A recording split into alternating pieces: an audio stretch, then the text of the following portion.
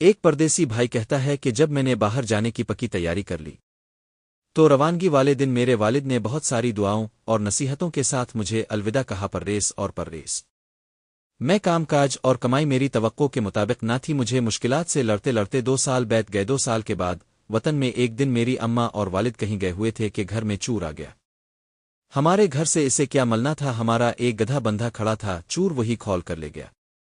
2 دن کے بعد چور ہمارے گدھے کو لے کر بازار باربرداری کے لیے گیا پھل اور سبزیوں سے لادا رش میں چور کی توجہ کہیں اور ہوئی تو گدھا چل پڑا ہمارے گھر کا راستہ تو گدھا جانتا ہی تھا اس لیے اس نے شام کو دروازے پر آ کر منہ مارنا شروع کر دیا میرے والد نے شور سن کر دروازہ کھولا تو سامنے اپنے گمشدہ گدھے کو پھلوں اور سبزیوں سے لدا پھندا کھڑا دیکھ کر بہت خوش ہوئے میری اماں کو بلا کر دکھاتے ہوئے کہا دیکھیے میرا گدھا 2 دن غائب رہا ہے اور بدلے میں پورا بازار لے کر آیا ہے اور تیرے بیٹے کو گئے 2 سال ہو گئے ہیں اور آج تک ایک پیاز کا دانہ بھی نہیں